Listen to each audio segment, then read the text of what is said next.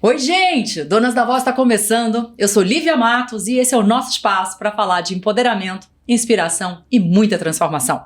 Aqueça a sua voz e vem com a gente!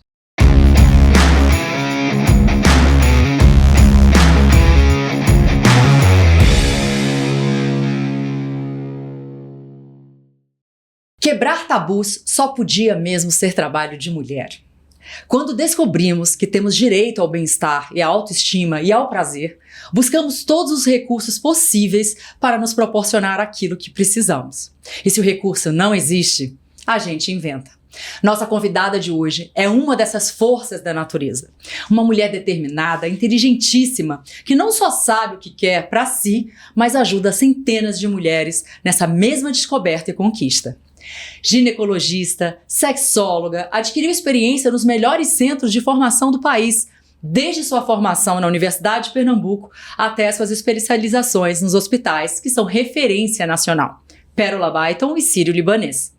Hoje, atuando na clínica JK de Estética Avançada, é especialista em ginecologia regenerativa, funcional e estética e desenvolve autoestima e qualidade de vida para as mulheres. Seja muito bem-vinda, doutora Ana Maria Rocha. Que honra te ter aqui com a gente hoje. Obrigada pelo convite, Lívia. Eu estou muito feliz de estar aqui, enfim, né? Nosso bate-papo saiu para a gente conseguir informar, comunicar, esclarecer e quebrar tabu também, né, sobre cirurgia e estética íntima de uma maneira em geral. É isso mesmo, e assim, ouvindo aqui uma mulher inteligentíssima, me dá uma honra enorme com um currículo tão impressionante, ainda mais esse sotaque bem gostoso que eu me identifico muito, né, ela que é nordestina, eu sou nortista, mas ela é nordestina e a gente sabe as nossas histórias, a gente sabe as nossas lutas. Sim. E aí, Ana, eu queria te pedir um pouquinho que você contasse um pouco da tua trajetória, né? Desde quando você chegou, como é que foi a tua vida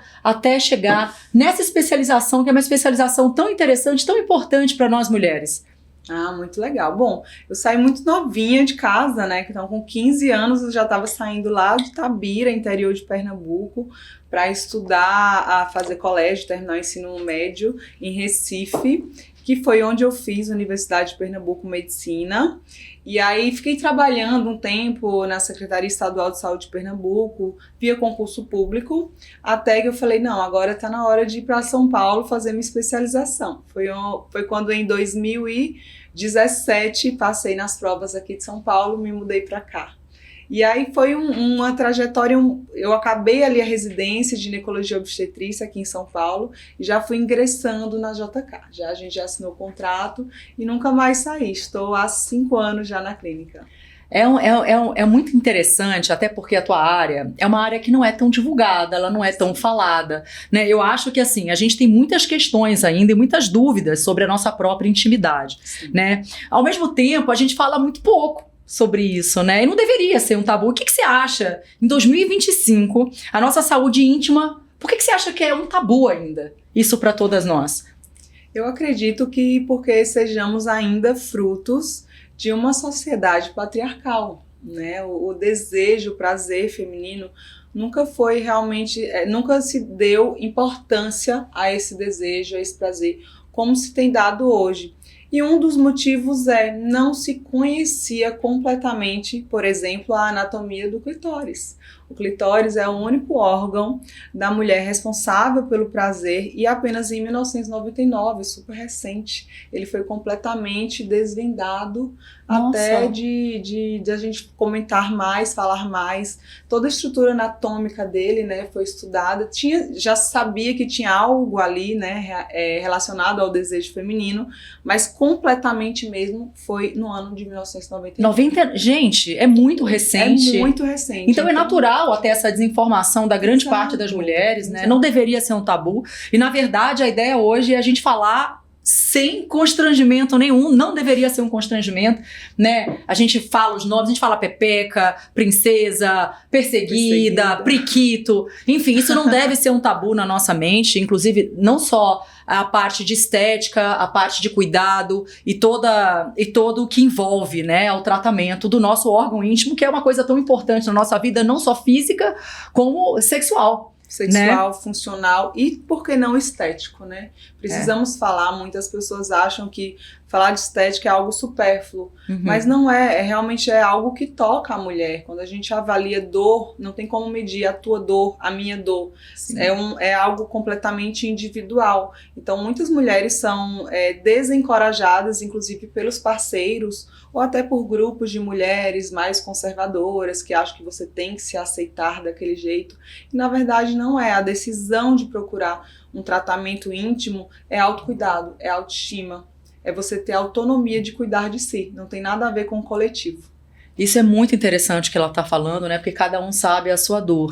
E para mim esse é um assunto até muito novo, tá, doutora? Eu estou muito feliz até de trazer aqui, porque eu mesma não tenho ideia da quantidade de tratamentos que existe de rejuvenescimento, de estética mesmo para a área feminina, né? Para a área sexual feminina. E aí eu queria que então, bora entender essas possibilidades. Eu queria que você contasse um pouquinho quais são os motivos mais comuns, por exemplo, que uma mulher te procura no consultório para uma cirurgia ou então para um procedimento na pepeca, por exemplo. Por que elas te procuram? Tá, tem muitas queixas, né? Vão desde queixas não cirúrgicas a queixas cirúrgicas. As não cirúrgicas, geralmente, por exemplo, eu faço sexualidade feminina, então eu trato mulheres com desejo sexual hipoativo, com dificuldade de chegar ao orgasmo, com diminuição da lubrificação vaginal, né? Mulheres com síndrome de ovário policístico, endometriose, tudo isso é mais clínico, né? Quando a gente vem para o campo mais da estética, ali da parte íntima, as principais queixas são flacidez, escurecimento da região, ressecamento do canal vaginal, e partindo para algo mais invasivo, a gente tem vários tipos de cirurgia íntima hoje que englobam tanto as mais simples, que é como a própria ninfoplastia. Hoje somos campeões mundiais dessa cirurgia, né, que realizamos no Brasil, desde capuz de clitóris até a própria cirurgia mesmo de clitóris e do canal vaginal. Então, assim... O que seria a ninfoplastia? Até pra gente ensinar para quem tá assistindo a gente. Perfeito. Em algumas mulheres, todas nós temos variações anatômicas vulvares, assim como no rosto e no corpo em geral. Tá? No caso da região íntima, algumas mulheres, por questões genéticas, hormonais, às vezes gestação, né? Essa genética é a própria tendência mesmo que ela tenha a desenvolver esse excesso de pele ali na região íntima, ou quando ela vira mãe, ou quando ela faz uso, por exemplo, de hormônios anabolizantes, acaba que modifica a anatomia da região íntima. E uma das modificações é justamente aumentar os pequenos lábios vaginais, que são justamente esses que estão em excessos. Então, os pequenos viraram grandes lábios vaginais, né? Então, a ninfoplastia é justamente isso, é uma cirurgia que corrige o excesso de pele presente nos grandes lábios, devolvendo a funcionalidade, a estética e, em alguns casos, regeneração, quando eles estão muito atrofiados, que é uma doença chamada líquen escleroso. Então, tem como a gente devolver a funcionalidade da mulher dependendo da queixa, se está muito grande ou se está muito pequeno. Mas a ninfoplastia engloba justamente essa redução quando eles estão maiores do que o natural, e isso acaba, de alguma maneira, prejudicando a vida dela, seja do ponto de vista físico, emocional, estético, e também com o parceiro. Às vezes fere ali. Isso também mexe muito com a autoestima das mulheres. Eu não conhecia. Então, existem duas formas, né? Uma que é pelo uso de hormônios, ou não só o uso, mas a pessoa produz muito hormônio também. Sim. E nascência.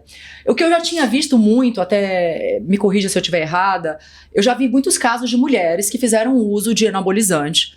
E aí fez esse desenvolvimento dos pequenos lábios, né? Perfeito. Que eles ficaram muito grandes e se assemelham, inclusive, ao órgão masculino, né? Chega a ficar tão grande. Você já viu, inclusive, alguns casos meus, né? Já. De antes e depois, exato. É importantíssimo, porque aí você está entendendo o contexto de como funciona a cirurgia íntima, né? Então, não só incomoda visualmente, mas, por exemplo, quando a mulher tem a relação, aquilo incomoda, dói. Funcionalmente, dói e machuca. Machuca. Porque tudo que está em excesso ou em falta vai prejudicar a função. Né? Nos casos, por exemplo, de uso de anabolizantes ou de aumento do clitóris em si, o que acontece? Por exemplo, a gente pega esse molde aqui, onde você vê não só o aumento das ninfas, mas também o aumento do capuz do clitóris e da própria estrutura do clitóris, né? Então, essa glande ela fica mais protusa.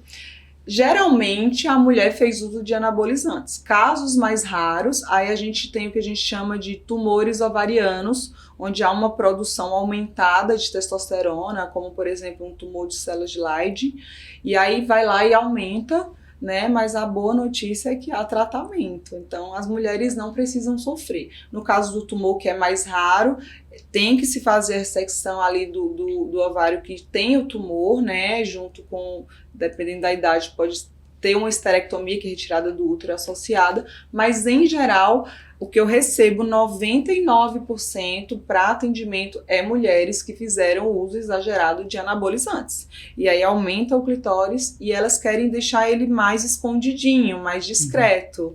Né? E elas sempre vêm com medo, sempre perguntam, perde ou não perde sensibilidade? É uma pergunta que eu ia te falar, perde ou não perde a Exatamente. sensibilidade? E aí eu sempre falo, olha, comigo não perde, né? Porque quando a gente entende a anatomia do órgão, a funcionalidade do órgão, aí é mais fácil a gente tentar corrigir, tentar embutir ele. Comigo não perde por um simples motivo.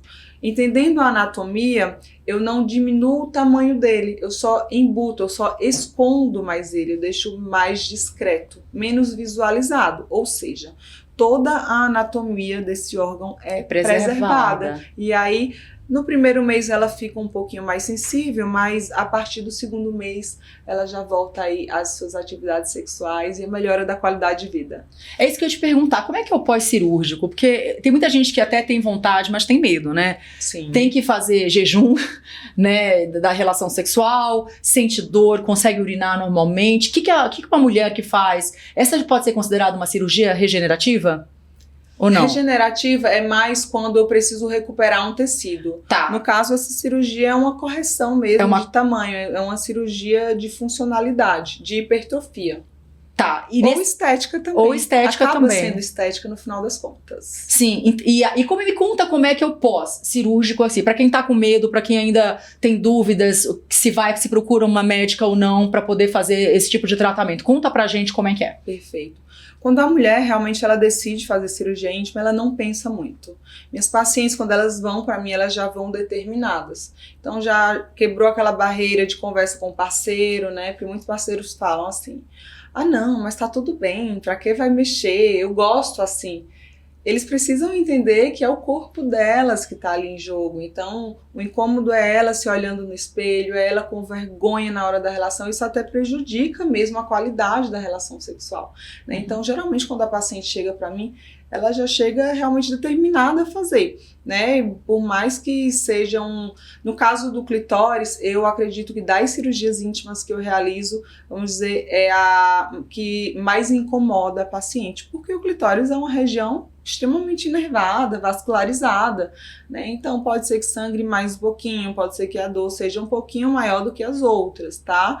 Em geral, é um procedimento tranquilo, ambulatorial, ela não precisa ficar internada, ela faz a anestesia local mesmo, e em seguida ela já vai para casa. As contraindicações são pouquíssimas, gravidez, lesões vulvares, cânceres, algo do tipo, ou uma lesão por herpes, algo muito assim, sabe, específico, mas em geral não tem contraindicação não. E pode trabalhar normal, não precisa nem parar de trabalhar? Normal, se ela precisa de atestado, obviamente eu dou 2 semanas de atestado médico, né, porque que é uma cirurgia simples, que ela não vai poder trabalhar no outro dia. Eu peço para ela repousar, pelo menos nas primeiras 48 horas, mas ela pode ter essas atividades de passeio no shopping, sabe? Não é um repouso absoluto, é um repouso relativo. Mas em geral é muito tranquilo, é uma dúvida de que, por exemplo, arde para fazer xixi, não arde, assim, é bem tranquilo mesmo. E quando tá liberado para ter relação sexual novamente? Depende muito da cirurgia e do tanto de pele que eu vou tirar ali, por exemplo, né? Se for uma cirurgia pouco complexa, 15 a 20 dias ela já consegue voltar para as atividades. A maioria em 30 dias. E a cirurgia que mais se demora a voltar à rotina sexual é a cirurgia que a gente faz no canal vaginal. É aquela cirurgia que faz para deixar mais apertada, menos alargada. Tem muita demanda para isso, doutora? Tem muita demanda. Não, eu acredito que assim, modernizou tudo, né? Então, por exemplo, as mulheres hoje estão tendo menos filhos. né? Como elas estão tendo menos filhos, elas estão parindo menos, de partos naturais, normais, estão optando por fazer mais cesáreas, e aí não existe tanto mais as queixas, por exemplo, das nossas avós, que era daquela bexiga baixa, bexiga caída, né? Hoje a gente não vê tantos casos por causa disso, epidemiologicamente falando, essa é a causa. Mas, em geral, quando a mulher vem para mim, que ainda tem mulheres jovens que optaram por partos naturais, normais, e tiveram, por exemplo, 3 filhos de partos normais, né? O que acontece? É natural que o canal vaginal, ele alargue, né? E aí, nessa perspectiva, a gente também consegue fazer uma reconstrução ali dos músculos perineais, a gente consegue suspender a bexiga, tudo via ambulatorial mesmo, tá? Com o uso do laser, eu só faço uso de tecnologias, então a paciente não precisa ir para centro cirúrgico. Que maravilha! Lá mesmo, ela sai andando, conversando, né? E essa é a cirurgia realmente que mais demora, porque eu dou muitos pontos no canal vaginal, então ela não pode fazer movimento brusco, agachamento, não pode nem tão cedo voltar a atividades sexuais, porque senão vai abrir ali e vai perder o resultado, precisando fazer novamente. Então, em geral, 45 dias é a grande demora para esses casos. Não, incrível, até só de ter a solução já é uma coisa incrível, né? Imagina quantas mulheres aí optam pelo parto normal, que é o natural, né? Que as mulheres tenham. E hoje você tem uma possibilidade de restaurar. Exatamente. Digamos. Isso pode ser considerado uma ginecologia regenerativa? Você mencionou agora, eu queria entender melhor isso, o que é essa ginecologia regenerativa e se ela tem a ver com tratamentos de disfunções ou cicatrizes, por exemplo. Explica pra gente um pouquinho mais. Quando a gente fala em regenerar, a gente fala em restaurar, em recuperar aquele tecido. Então, por exemplo, uma doença que eu estou pegando muitos casos, chamada líquen escleroso, líquen escleroatrófico, né? Tem a ver com doença autoimune, tem a ver com estresse que a mulher sofre, também tem fator genético associado, fatores até alimentares mesmo, tá? Então, é uma doença que naturalmente a mulher ela vai perdendo as ninfas. É uma doença que a ninfa ela vai apagando, vai sumindo. O que é a ninfa, os lábios? A ninfa é o pequeno lábio. É o pequeno lábio, E aí, nessa conjuntura, a ninfa vai acabando e a ninfa, por mais que, por exemplo, ela está em excesso, mas ela tem a função. Então, a gente faz ali um exéres do excesso e não faz a amputação, a mutilação do órgão inteiro. Por quê?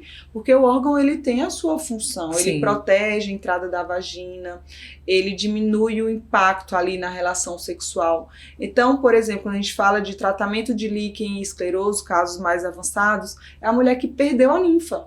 Então, eu preciso regenerar aquele tecido. E existe possibilidade, Existe então? possibilidade. A gente faz uma cirurgia regenerativa, reconstrutora, pegando um pedacinho dos grandes lábios e formando pequenos lábios através dos grandes lábios vaginais. Olha só. Entende? É muito interessante. É uma cirurgia mais rara, até porque o líquen não é uma doença muito comum, ou talvez seja até mesmo subdiagnosticado, sabe? E aí quando a gente fala, por exemplo, em mulheres menopausadas ou ali em climatério prestes a entrar na menopausa, toda mulher nessa fase ali a partir dos 45 vai ter uma queda mesmo hormonal, né? E aí a queda hormonal também vai se refletir justamente na diminuição da produção da lubrificação vaginal. Então, tem como a gente devolver o colágeno para a mucosa vaginal através de laser, radiofrequência, de tecnologias, de exossomos até, para melhorar aquela lubrificação. Então, a gente regenera aquele tecido atrofiado, que está pouco lubrificado, devolvendo a tua funcionalidade, a tua vitalidade. Né? E aí melhora a mulher, por exemplo, que chega ressecada, ou até mesmo, por exemplo, é um caso bom esse, é sobrevivente de câncer. Né? O câncer de mama, nos casos que a mulher precisa fazer quimioterapia, radioterapia, alguma terapia em que simule alguma menopausa ali química, o canal vaginal fica atrofiado, literalmente, ela menopausa quimicamente. Então, já tive mulheres que tinham prejuízo da vida sexual por conta disso. E aí, como ela não é uma candidata a fazer uma reposição hormonal, porque o câncer de mama ele tem ali receptor de estradiol, então geralmente é contraindicado, né?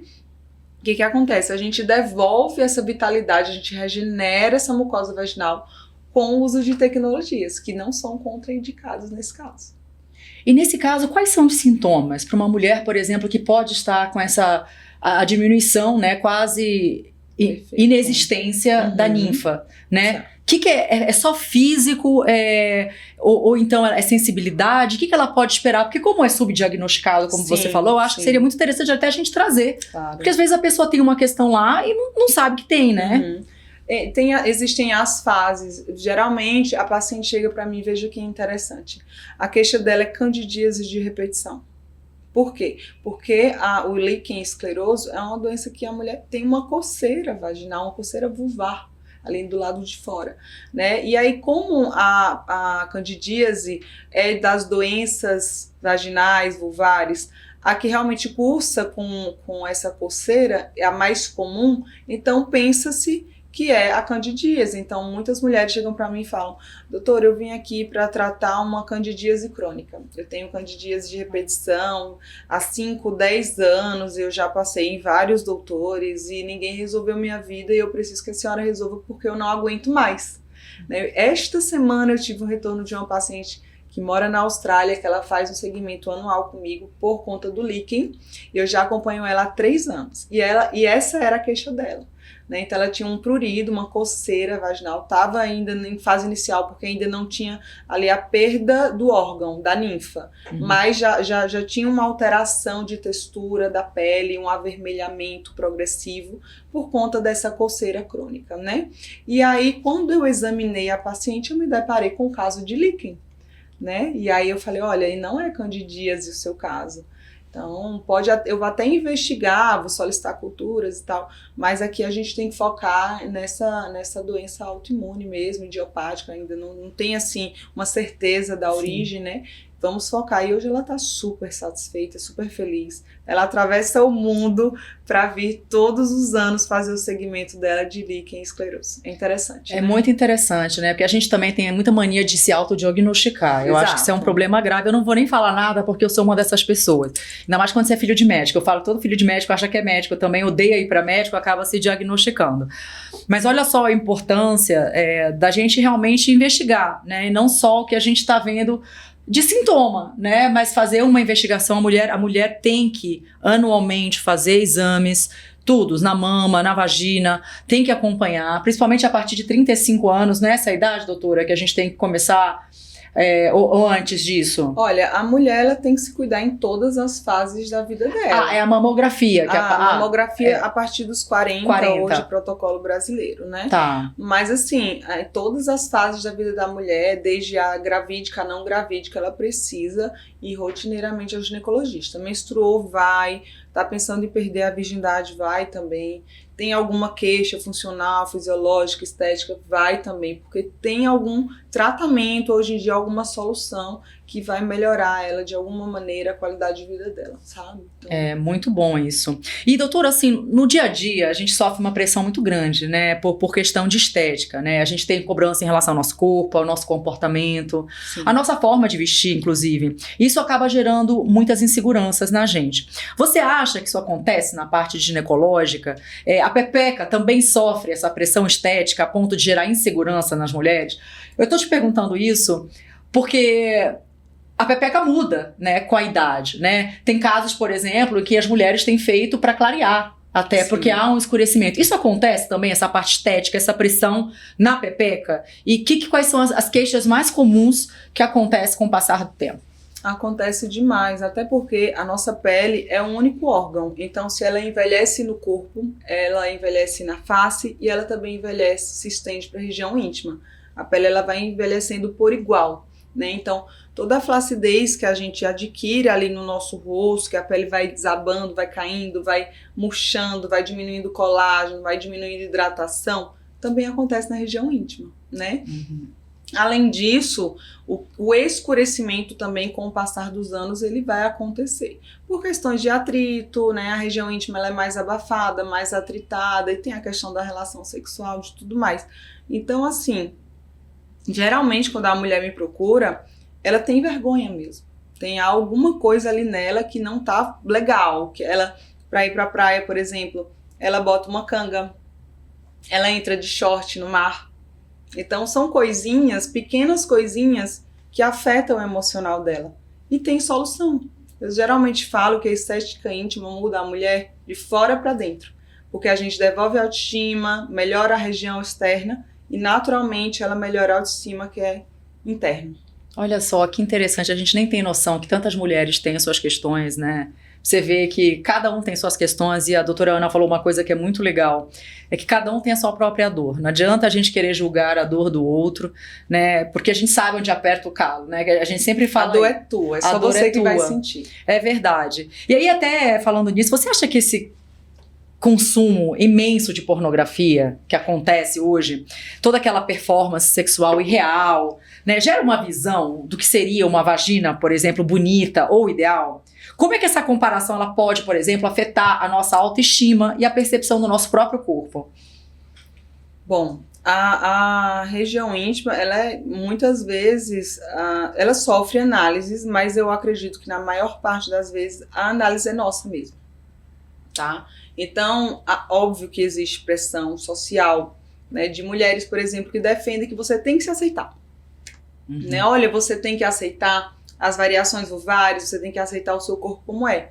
Só que é a tua dor, então se está incomodando, procura. Em relação à pornografia, o que acontece? A pornografia está aí disseminada. É algo que, no caso da pornografia, o que acontece? Padrões são ali feitos, né? Então, é a pepeca rosadinha, bonitinha, sem excessos. O órgão também masculino, eles prezam para que também tenha, assim, uma beleza. Então, já existe um padrão naturalmente ali. É irreal, tá, gente? Por favor, é filme. Aquele filme, prazer todo não é real. Nada daquilo é real. A pornografia é muito malabarismo, né? E pouco realmente prazer. Eu sempre falo isso nas minhas terapias sexuais, que óbvio que é uma situação ali de trabalho. A pornografia, a gente vê aquilo como um trabalho, né? Um job. Mas, por exemplo, pessoas mais jovens costumam fazer um sexo muito mais performático do que quem já adquiriu aí uma maturidade sexual. Então, quando a gente vai envelhecendo, a gente vai amadurecendo e a gente vai entendendo como funciona o nosso prazer, as nossas zonas erógenas, o jeito que a gente gosta, né, de ser acariciado, e tudo muda e tudo melhora, né? Então, deixa-se de ser aquele sexo performático, mais de malabarismo, de subir, descer e gritar e movimentos que não geram muito prazer ali, do que algo que realmente é real. E a pornografia é isso. Então, como existe ali uma exposição muito grande do corpo, mais do que até do prazer, porque ali eu acredito que o prazer seja mais fingido,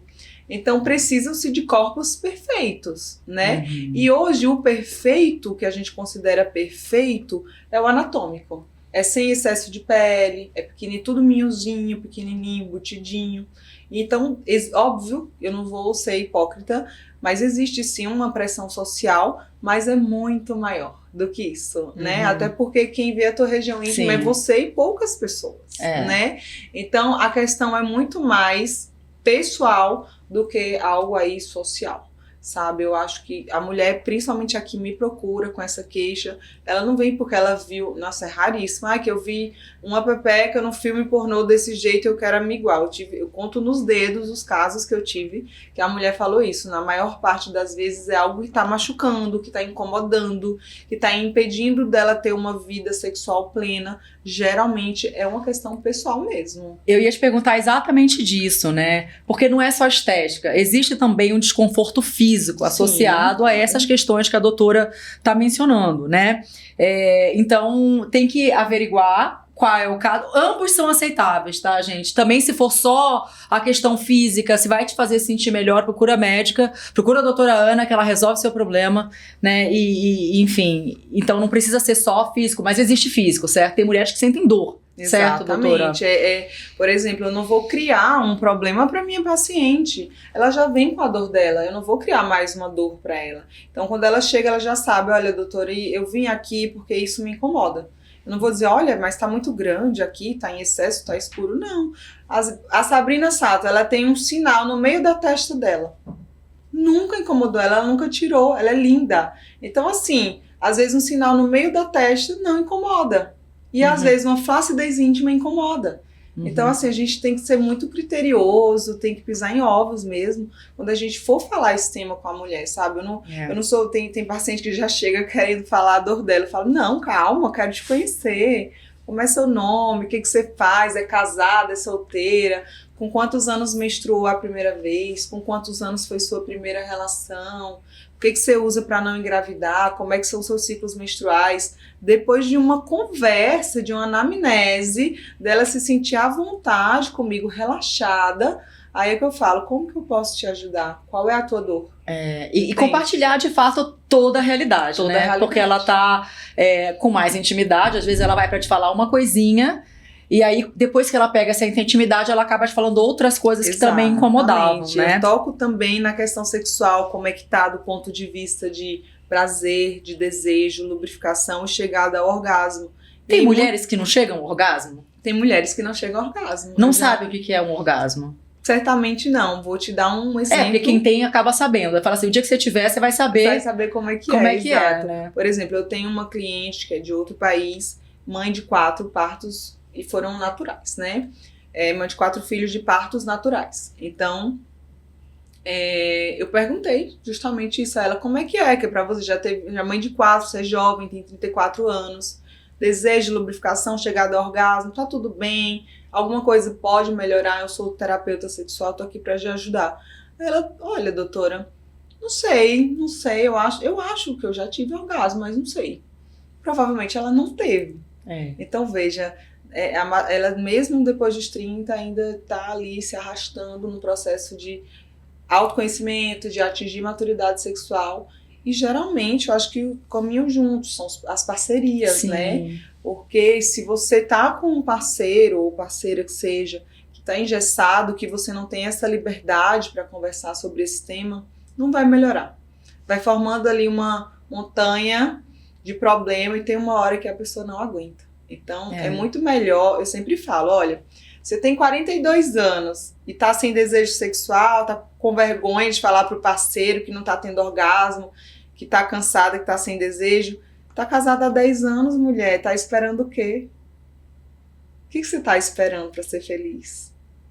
Não tô entendendo. Então, assim, ela precisa sair da caixa, ela precisa se conhecer e dizer, olha, não estou tendo prazer com você. Essa posição não me favorece. Precisa ter coragem, né? Coragem, porque as mulheres elas acabam sendo um pouco mais submissas no sexo, eu imagino, de aceitar mais o que o homem quer. Muitas das mulheres, o homem acaba atingindo o orgasmo, gozando, e a mulher ainda fica lá a ver navios. Geralmente ela não chega, porque a chegada ao orgasmo da mulher é completamente diferente do homem. Né? O desejo feminino começa no bom dia que ela recebe do marido. Né? O homem não. Acaba o dia, ele quer transar para relaxar. E a mulher quer transar se ela estiver relaxada. Então imagina, ela passa o dia inteiro tendo problema, não recebe uma ligação, um afeto, e à noite só transar, ela não vai querer. Não tem como ter vontade, né? É algo muito mecânico, sabe? Então ela tem que estar relaxada, porque também para se chegar, ela tem que estar super relaxada e super segura. Né? Não é toda posição que favorece a mulher. No sexo, que assim, o homem ele sente prazer na penetração, porque todo o órgão dele ali tem inervação e aí no movimento ele sente. A mulher não, é raríssimo pegar um caso de uma mulher que tem prazer na penetração, raríssimo, eu conto nos dedos, eu acho que eu pego uma por ano, pra você ter noção. Né? A maioria de nós mortais, né, nós precisamos de ter estímulo do clitóris. Né, que aquele pontinho ali lá em cima, a glande dele ali precisa ser estimulada, porque senão não chega.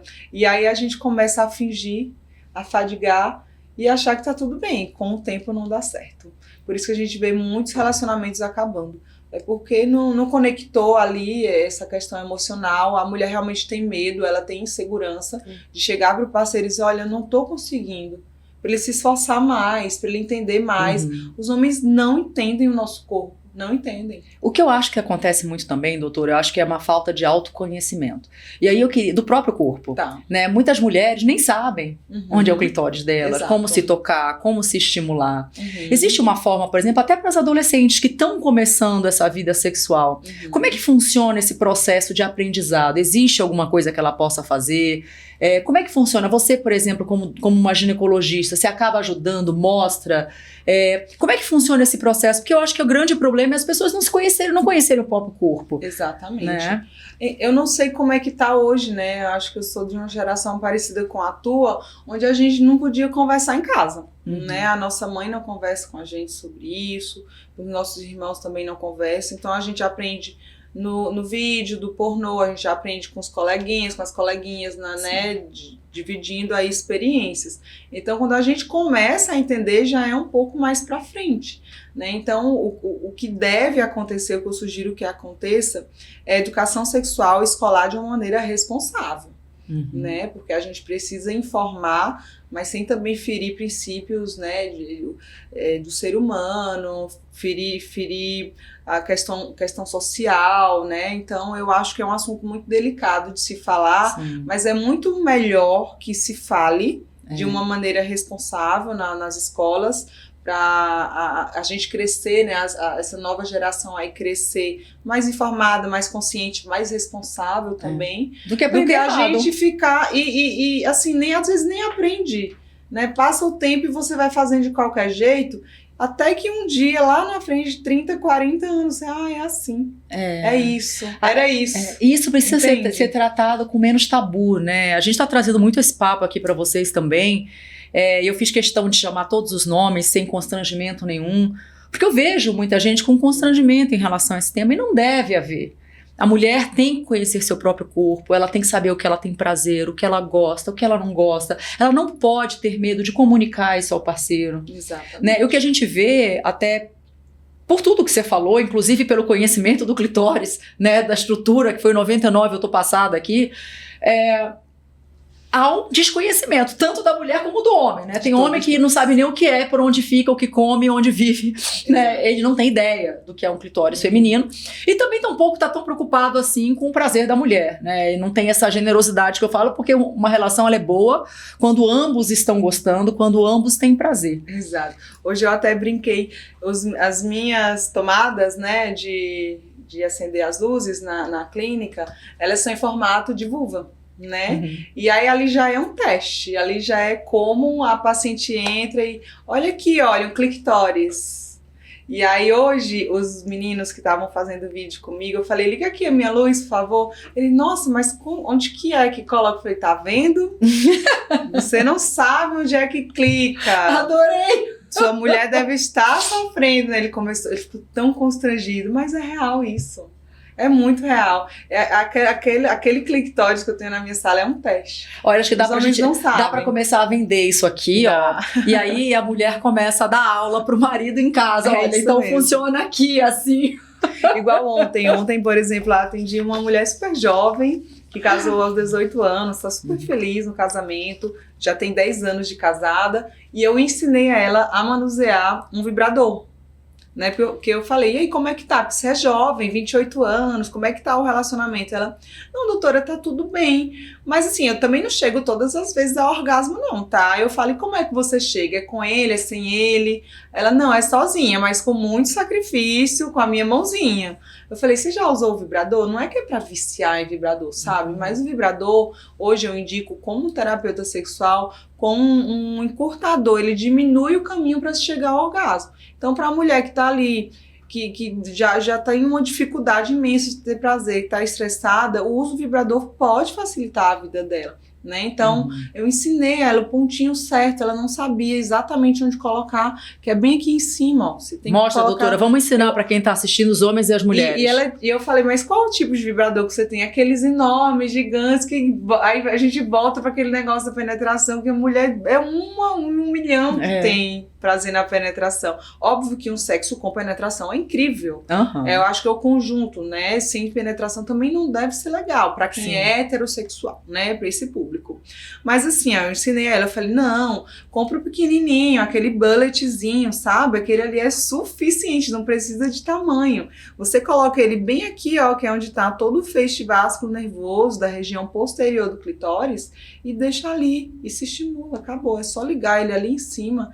10 minutinhos, meu amor, você vai ter um orgasmo. Então, assim, ele realmente diminui esse tempo de chegar. Porque no manual você cansa a mão, você tá cansado, você tem filho, né? O marido já tá sem paciência. Então, eu acredito que ele pode ser, sim, um grande aliado. Quando o marido tem paciência, né? Relação, porque exato, tem homens que não tem isso. Na relação para melhorar mesmo essa vida sexual aí do casal, sabe? Ai, muito legal. Tô adorando esse papo, gente. Tô adorando. Tomara que muita gente aí consiga se inspirar, aprender. Os meninos ali atrás estão só aprendendo, hein? Estão aprendendo. Aí. Tem gente aqui no estúdio aprendendo também. Tem gente que é casada ali, ó. Hoje já vai treinar, já vai levar pra casa já. Né? O prazer de ambos é importante, não é só de um. Tem que estar bom para todo mundo, né? A relação ganha-ganha. E existem doenças ou condições que afetam a pepeca a ponto de causar lesões ou alterações físicas que precisem ser tratadas? Já falamos, líquen escleroso, que eu acho assim que é a doença que mais degenera a região íntima, sabe? E aí, dependendo do estágio, a gente pode ser mais ou menos agressivo. Né, no processo de reconstrução ou tratamento mais conservador. Eu acredito que essa é a principal. É a principal que mais traz. Tem outras no dia a dia, assim, que precisa ir atrás? O câncer de vulva, né? O câncer de vulva, ele vai comendo mesmo, vai formando ali o tumor e aí vai perdendo toda a anatomia do órgão. É comum, doutora? Eu nunca tinha visto. É muito raro, assim, olha, de verdade, eu acho que a nível de SUS mesmo, ainda assim é raro. É muito raro de vulva, diferentemente... Que aí, no caso, voltando para o câncer, aí a gente consegue fazer uma reconstrução de grandes lábios, pegando ali face interna da coxa, retalho de tecido para colocar naquela região íntima, sabe? Então tem jeito de tratar, mas é raríssimo, raríssimo. Algo que não é muito raro, que mata muito as mulheres hoje no Brasil, câncer de colo de útero. Fala um pouquinho pra gente do câncer. Vamos falar. Eu adoro esse tema porque... A gente fica se perguntando, né? Acho que o sonho de qualquer pessoa é uma vacina que cure o câncer. Concorda? Sim. Quem não queria ter uma vacina que cura a cura do câncer? A gente tem. E a gente não sabe que tem. E não toma a vacina.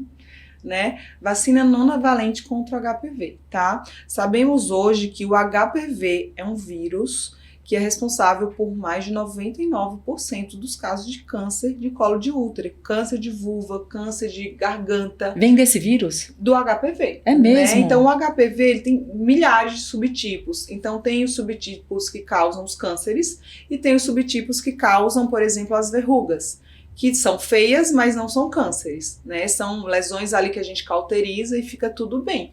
Mas é muito ruim ter uma verruga na sua região íntima, né? Vergonhoso até. Sim. Você vai ficar meio intimidado para ter relação, para se abrir, né, com o parceiro.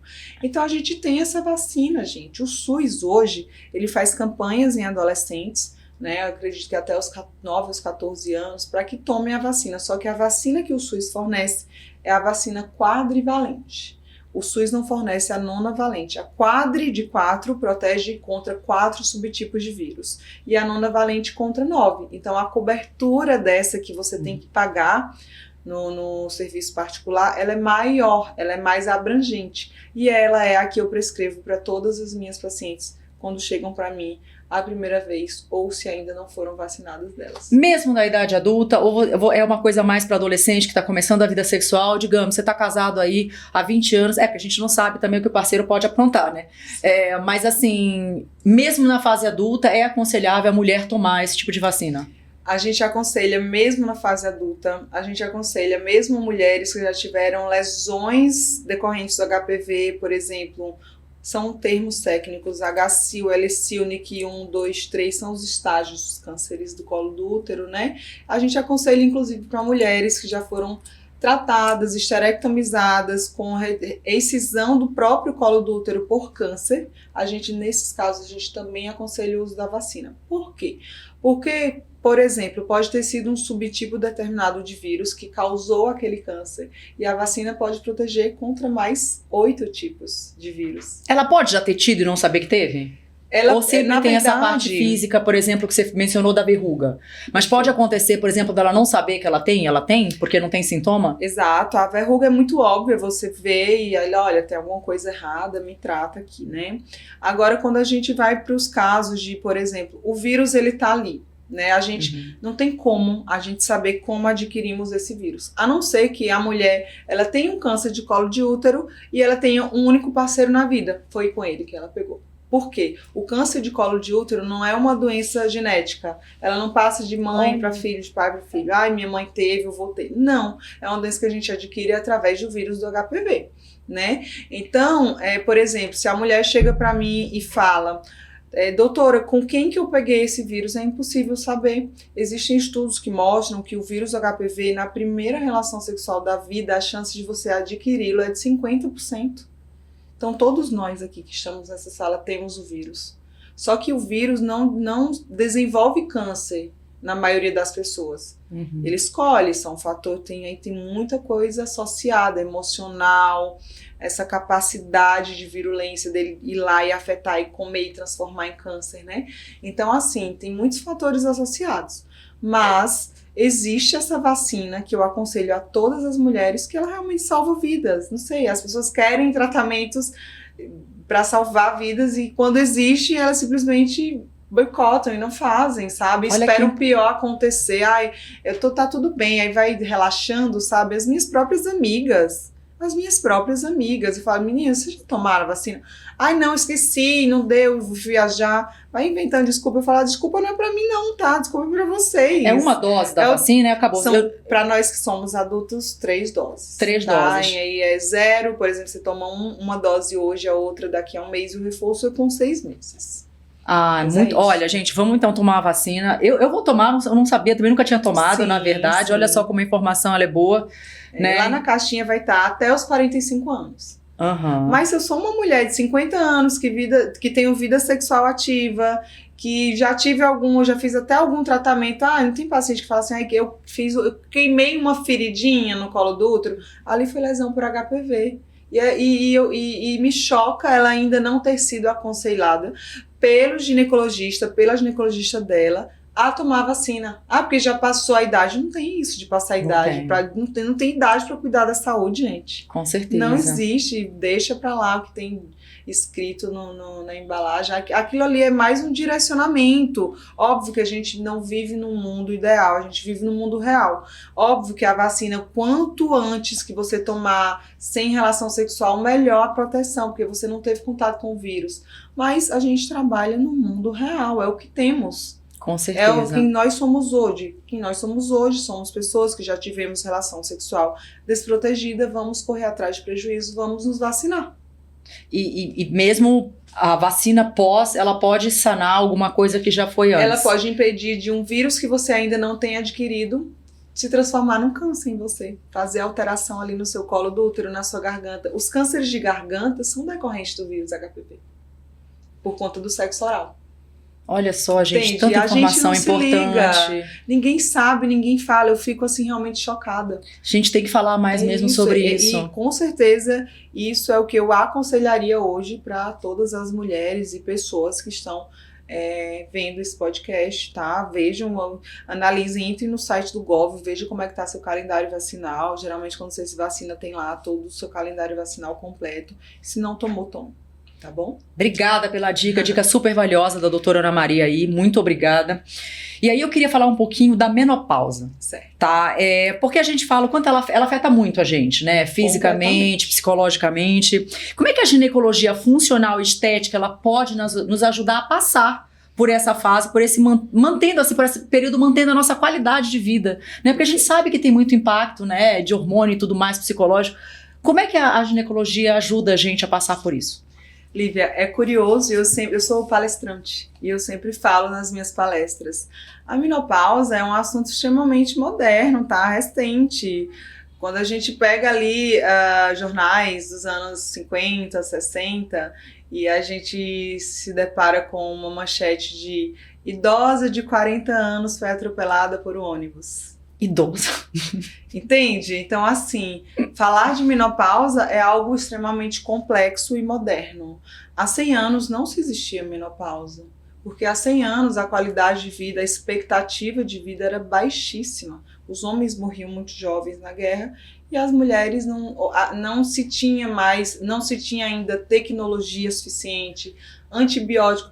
A penicilina é uma invenção agora do século 20 para cá, né? Então, assim, tudo se modernizou, tudo foi se adequando ao nosso tempo, as descobertas, os fármacos, né? Então, por isso que há 100 anos não se falava menopausa. Porque as mulheres não chegavam na idade de ter uma menopausa. As mulheres não chegavam à menopausa. Aos 40 anos, os 40 anos a 100 anos era o equivalente a mulher viver 80 anos hoje. Então, imagina, a expectativa de vida dobrou praticamente, né? Hoje em dia, a gente realmente consegue viver com saúde até os 90 anos. Eu vejo muitos idosos aí, fitness, né? Tendo uma qualidade de vida. E aí, falar de menopausa é extremamente moderno. E a boa notícia existe tratamento para sanar todos os sintomas associados à menopausa. A mulher, muitas vezes, ali quando está beirando os 50 anos, ela escuta algo que é ruim para ela, que impacta no emocional dela, como, por exemplo, não, mas já tá velha mesmo, isso é coisa da idade, é assim mesmo. Não, é assim, é normal, viu, é coisa da idade mesmo, então se acostuma e vai viver tua vida. Então, a gente precisa entender que a expectativa de vida no Brasil ela aumentou exponencialmente e temos tecnologia para ajudar as mulheres que estão nessa idade, até porque elas ainda vão viver o último 1/3 de suas vidas. Então, se elas ainda têm 1/3 da vida para viver, é preciso que seja com qualidade. São mais aí, pelo menos, 30 anos pela frente. Gente, 30 anos é muita coisa. É muita coisa. É muita coisa.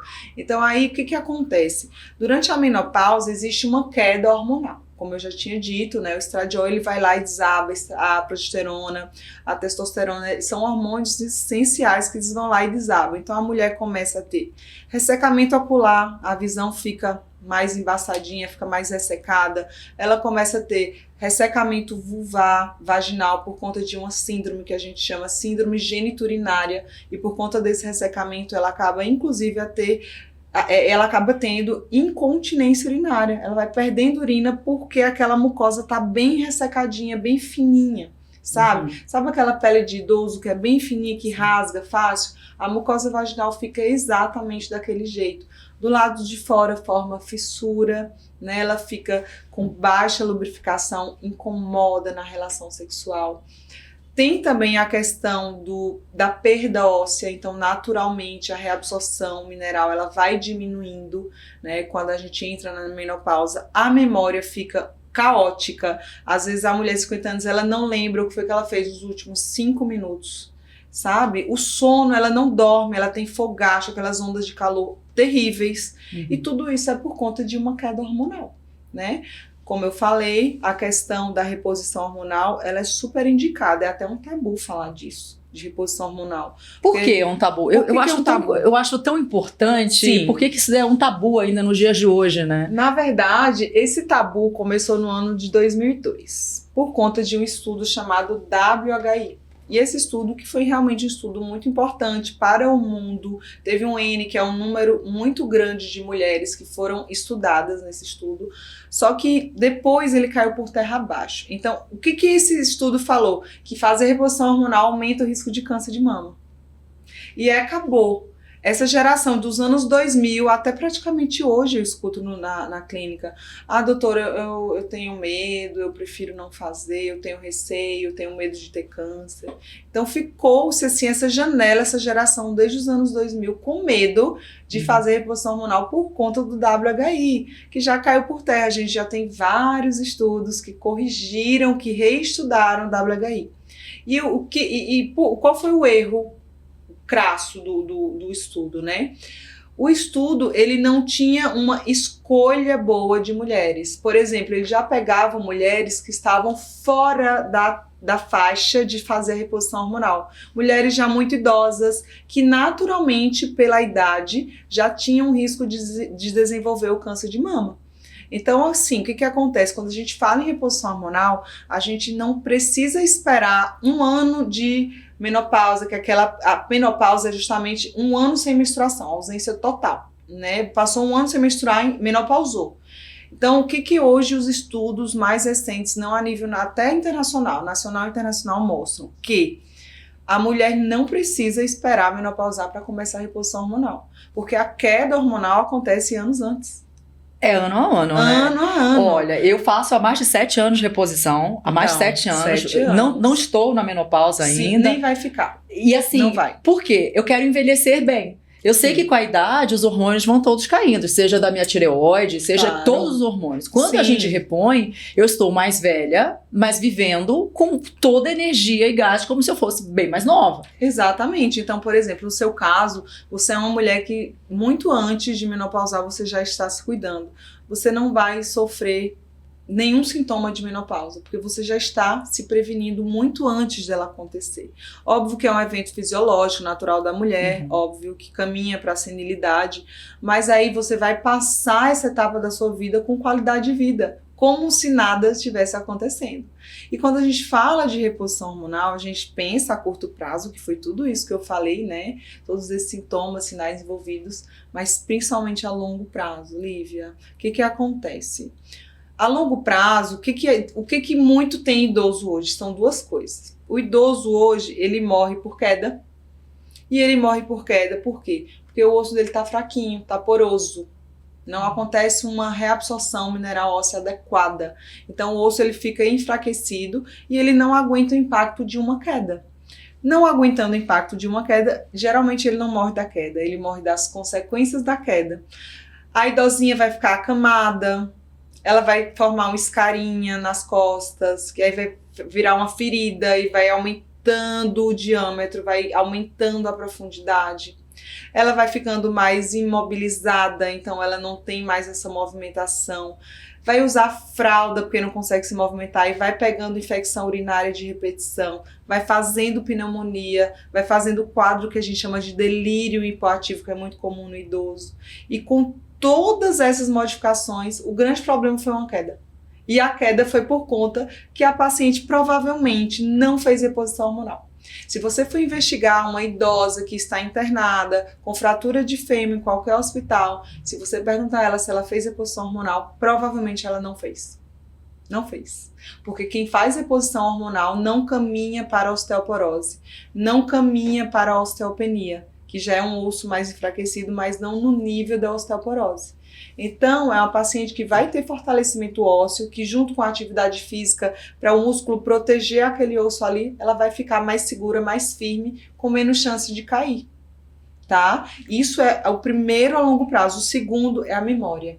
O idoso não tem mais memória boa, ele tem doença de Alzheimer, né? Então, o que acontece? Quando a gente faz reposição hormonal, não sou eu que estou dizendo, são os estudos científicos que estão aí e que se reinventam a cada dia, como o WHI caiu por terra e a gente reinventou. Mostra-se que reposição hormonal também previne doença de Alzheimer. Então, não tem motivo para não fazer. Hoje, a única contraindicação de não se fazer reposição hormonal é você ter tido ou estar em tratamento de câncer de mama. Você. Se você fala para mim, Ana, a minha mãe teve, posso fazer reposição hormonal? Pode. A gente vai fazer uma investigação genética, ver como é que tá seu gene para recepção do hormônio. Se for negativo, você pode fazer. A sua mãe que não pode. Entendeu? Muito legal isso, gente. Olha, acho que vale muito a pena estudar, começar essa preparação antes. Como a doutora Ana está falando, a menopausa é uma coisa recente. Todas essas questões que a gente está trazendo aqui, elas são coisas recentes, né? Então a gente está trazendo essa informação justamente para a gente se informar e começar a viver uma vida melhor. Né? Mais longeva, com mais... Não só longeva, mas viver bem. Porque mais do que estamos vivendo mais, precisamos ter mais qualidade de vida. Como você falou, essa regra. 30 anos é um terço de vida, é muita coisa. Pra então, não se fazer nada, é assim mesmo. É assim mesmo e deixar, né? Quem nunca escutou essa frase? Com certeza. E se você parar pra pensar, uma mulher antes, com 40 anos, já era uma senhora, muitos anos atrás, na época que você era jovem, né? Que você era menina, uma criança. Sim. Uma mulher com 40 já era uma mulher... madura. É. Era madura ali, que já tinha vivido muito. E veja hoje uma mulher de 40 anos, parece que ela tem 30. A mulher de 40 anos atualmente geralmente está se programando ainda para ter a sua primeira gestação. Mudou tudo. A grande parte, né? Mudou tudo. Mudou tudo. Mudou o padrão. Mudou. Então a gente tem que ter conhecimento para justamente buscar essa informação, buscar ajuda, para que a gente se prepare para esse novo momento que todas isso. nós estamos entrando. E aí, qual é o momento de buscar ajuda? As mulheres que te procuram, elas acabam recorrendo a esse tratamento depois de já terem vivido algumas frustrações. Por que elas te procuram? Do ponto de vista de reposição ou das outras queixas de estéticas? Na verdade, eu queria dar um passo atrás. Vamos falar da vida sexual antes. O que leva mais as mulheres no teu consultório, por exemplo, quando fala-se de vida sexual? Perfeito. Né?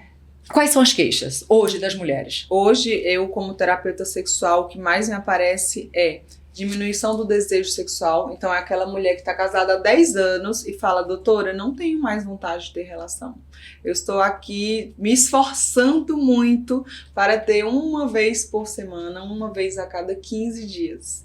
E aí, geralmente, a gente investiga se é causa funcional, se é queda hormonal, né, que dá muito também na menopausa, ou se é mais uma questão ali de conexão mesmo com o parceiro. Porque a gente sabe que ao longo dos anos, muda-se o padrão do amor do casal, né? A amizade ela vai ficando mais aflorada, a cumplicidade vai ficando mais aflorada. Então, ali, os filhos são prioridade, a gente vai esquecendo um pouquinho de quem a gente é como mulher do nosso parceiro. Então, tudo isso acaba realmente diminuindo o desejo sexual. Então essa eu acho que é a principal, que mais chega pra Mas mim. é natural uma mulher com 45, 50? É natural. Com o mesmo parceiro há muitos anos, tanto né? por quedas hormonais naturais, que ali bateu a casa dos 35, já vai caindo, né? Já vai começando a ter uns indícios de queda. E a partir dos 45 se intensifica até ela realmente menopausar, até os 55 anos. Então né? isso é um desconforto para a mulher, porque provavelmente o marido ainda quer. E ela também. Só que ela fala: doutora, não tem preguiça. Eu amo meu marido, mas assim, desculpa, eu não sei, eu não tenho disposição, me ajuda, né? Entendi. Não tá tudo bem, aí eu vou ver como é que tá a qualidade do relacionamento. Se tá bem, ok, aí eu vou investigar outro tipo de causa. Se não tá legal, eu tô muito magoada, eu tô com problema conjugal, aconteceu alguma coisa que ele me magoou, algo assim, aí a gente começa a reinventar. Aí eu falo pra ela: olha, você tem 2 caminhos a seguir, esquecer ou não esquecer. Não é nem esquecer, mas é passar... Seguir em frente. Seguir em frente com aquela dor, né? Se ela vai ser capaz de suportar ou não. E aí não tem muito o que fazer.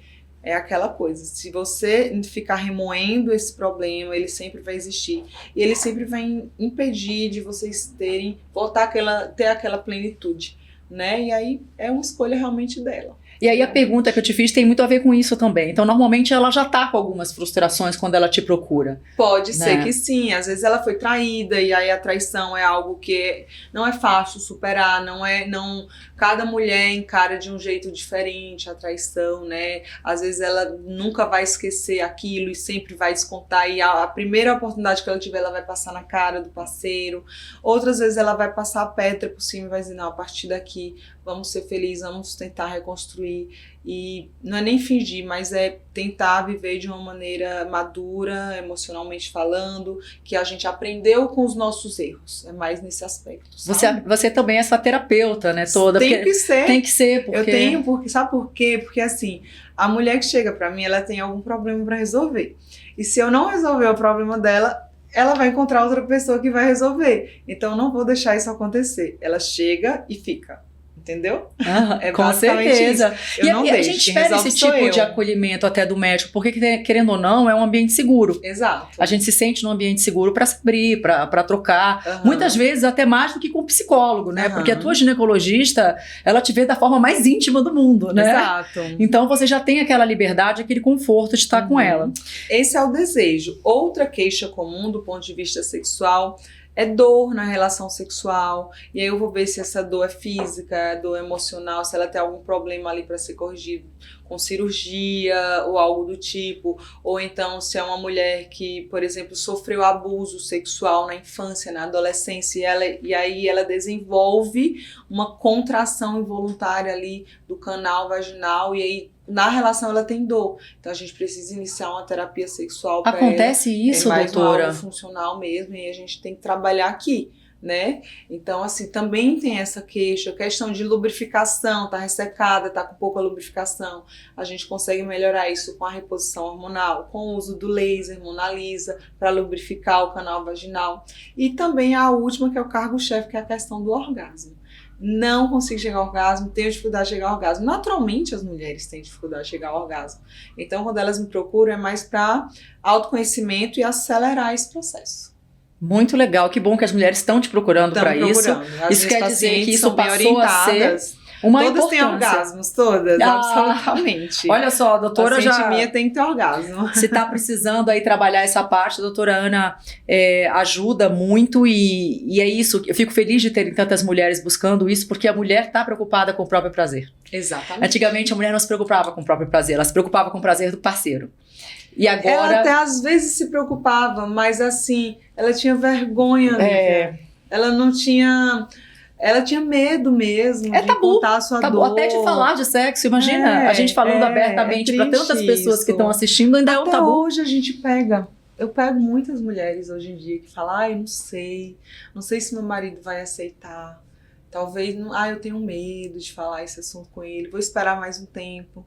Então é comum, mas eu acho que hoje estamos aqui para tentar cada vez mais, né, quebrar mesmo essa barreira para que a mulher ela seja feliz aí do jeito que ela mais entender, que for melhor para ela, com responsabilidade, né? Que eu acho que hoje as mulheres querem muitos direitos,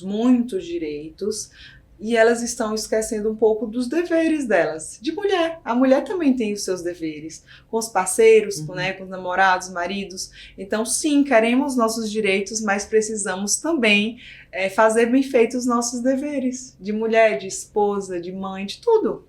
Né? A gente consegue cobrar a partir do momento que a gente também está entregando o que a gente está cobrando. É basicamente isso. Muito legal. Gostei do seu ponto de vista, Gostou? Né? Gostei porque, de fato, todos nós temos direitos e deveres, né? Não adianta só a gente querer cobrar e também não se entregar. Né? E, doutora, a região pélvica, ela é toda feita de músculos, certo? Existe algum exercício ou prática que pode ajudar a gente no dia a dia? Porque, assim, não dá pra parar o tempo, impedir a menopausa, essas coisas a gente não tem como parar, infelizmente. Vai acontecer, exato. Né? Mas o que a gente pode fazer preventivamente para melhorar a saúde da nossa pepeca, por exemplo, da região pélvica, porque tem músculo e etc e tal. Perfeito.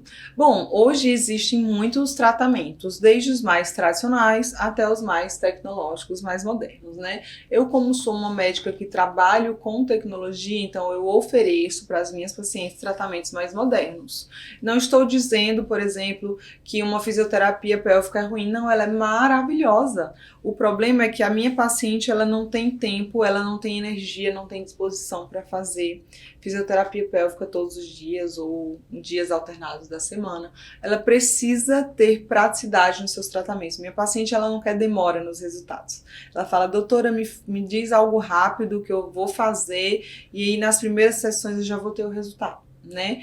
Então hoje o assoalho pélvico, ele realmente, como você falou, ele tem vários músculos ali ao redor da bexiga, do canal vaginal, né? Os músculos perineais.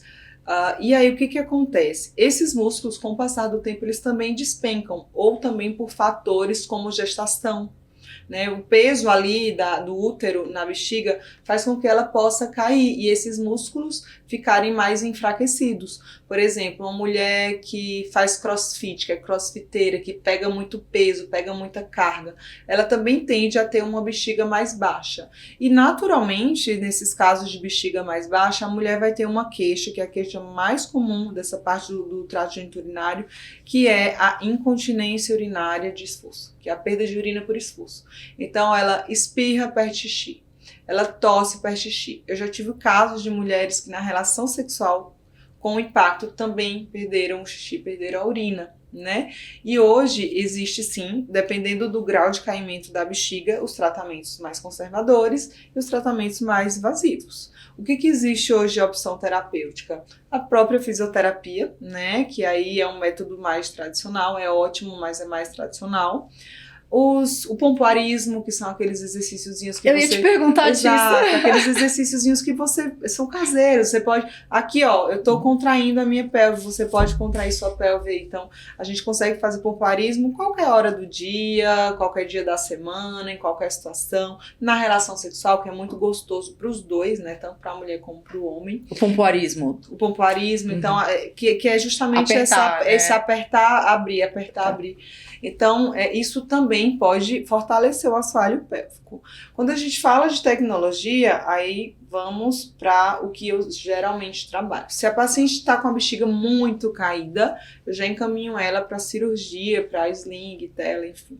Mas se ela está no nível de caimento de bexiga que eu consigo tratar, eu vou tratar ali via ambulatorial com uso de tecnologia. E também com a cadeira eletromagnética, que se chama Encela, que eu também tenho na clínica. E aí essa cadeira você simplesmente senta 28 minutos da sua vida e ela contrai nesses 28 minutos 11 mil vezes seu assoalho pélvico. 11 mil vezes. Então assim, quando eu comparo um método mais clássico com a cadeira, óbvio que a cadeira ela vai conseguir te dar um resultado maior no intervalo de tempo menor. Né? E a cadeira ela mexe ali, ela contrai todos os músculos ao redor da bexiga, ao redor do canal vaginal, ao redor do ânus ou do reto, né? E aí quando a gente fala em fisioterapia, isso vai realmente demorar mais, né? Geralmente eu associo a cadeira ao laser Mona Lisa.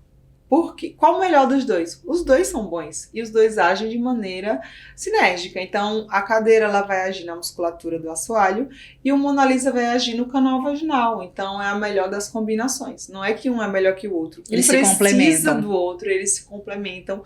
E os melhores resultados que eu tenho com esses tratamentos de fortalecimento do assoalho pélvico realmente é quando eu associo as duas tecnologias. Ah, mas eu não tenho perda de urina, posso fazer? Deve.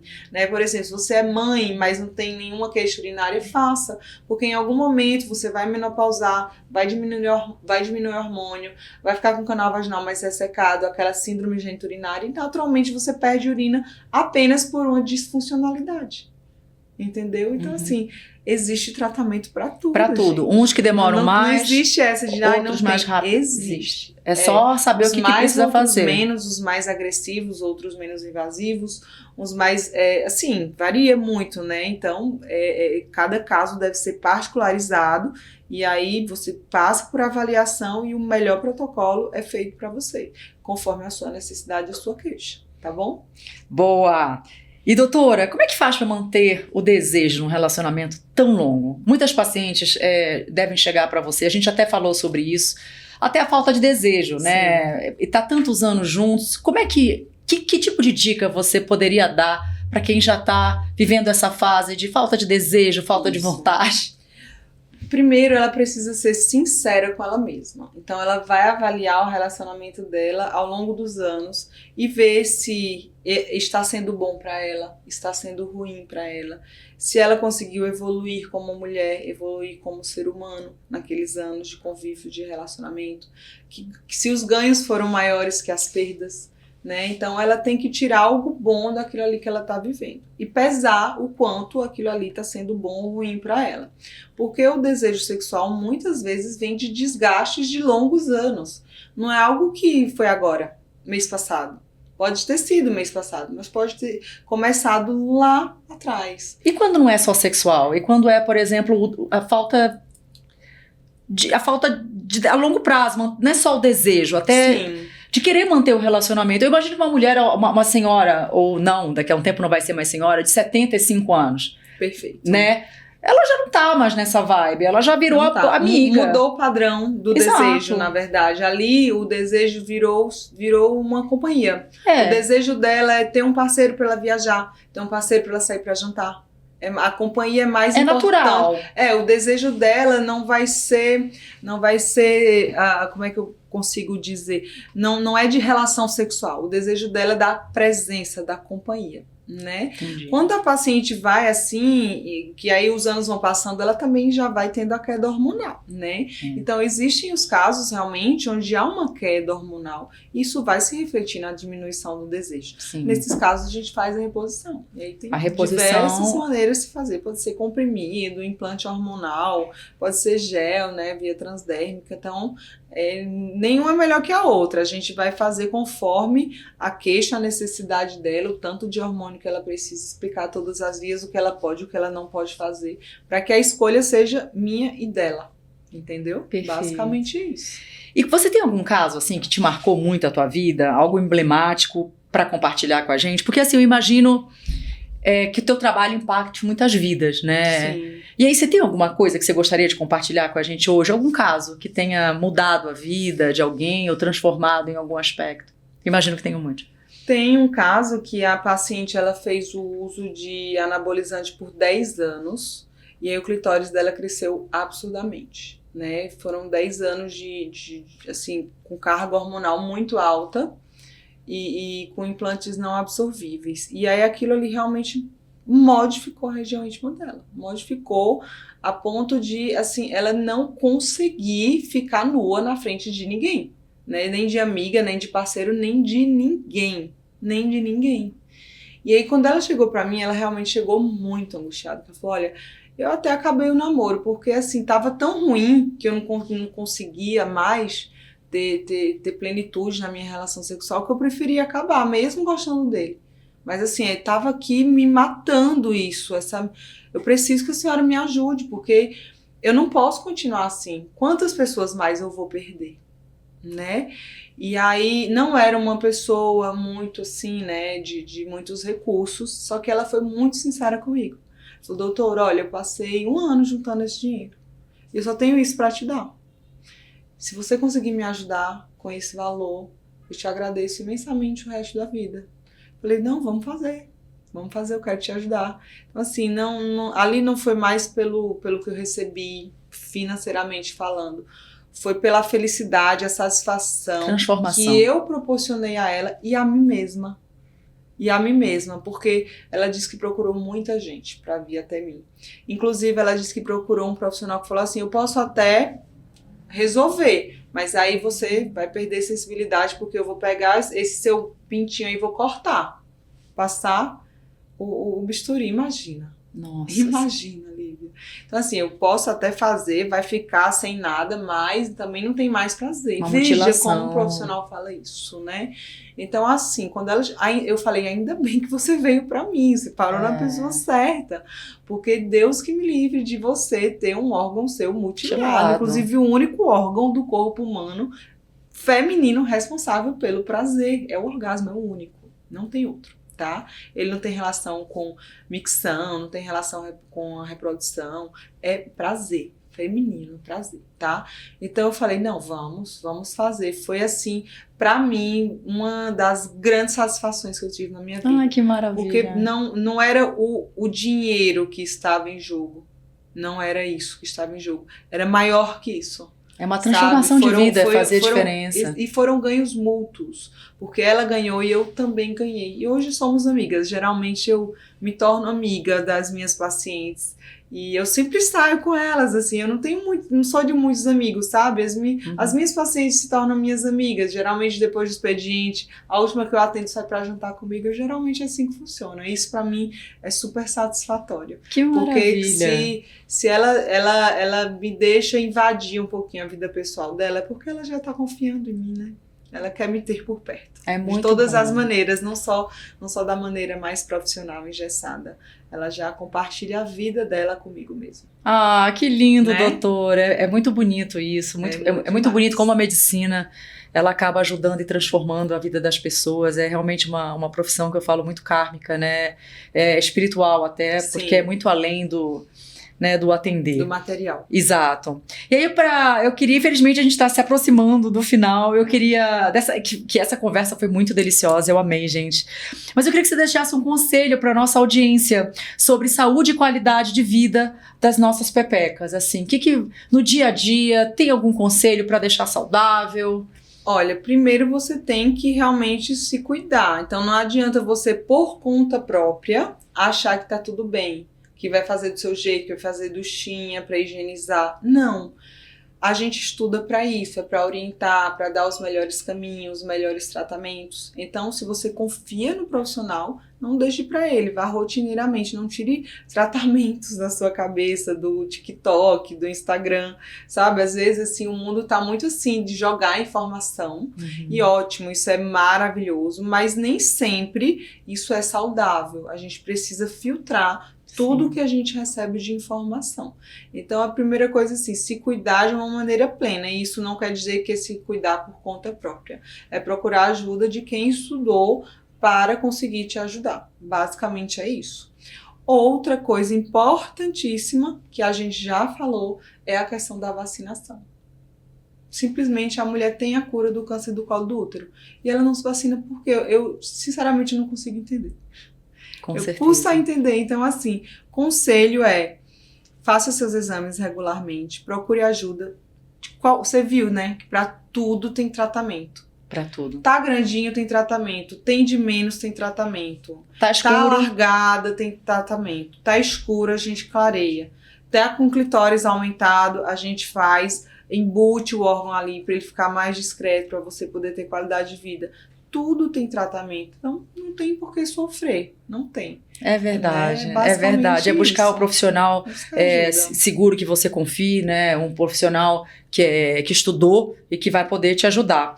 E agora que a gente está encerrando, eu queria te propor um jogo de palavras que chama Voz em Jogo, Tá. que eu te falo uma palavra e você me devolve rapidamente com o que vem na tua mente. Meu Deus. Tá bom? Uma realização. Profissional. A maior de toda a minha vida. Um hábito saudável.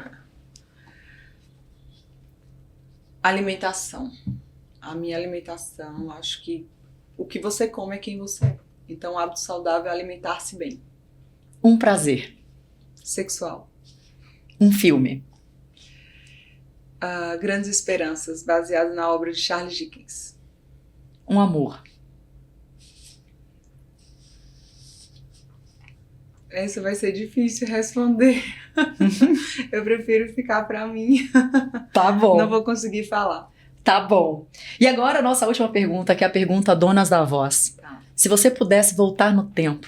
Um amor, você ficou quase que chora aqui, né? Já tá chorando Um aqui. amor seria uma lágrima, ou várias, mas tudo bem, passou. Boa. Passou. Passou, que bom. Mas que sobrevivi. bom. Que bom. Mas essas sensações, essas emoções, sinal que você tá viva. Sobrevivi. E que o coração tá pleno. Isso Exato. que é importante. Uhum. Se você pudesse voltar na máquina do tempo e voltar pra Ana Maria, lá de 15 anos de idade, aquela menina cheia de sonhos, né, de Pernambuco, do interior Sim. do Pernambuco,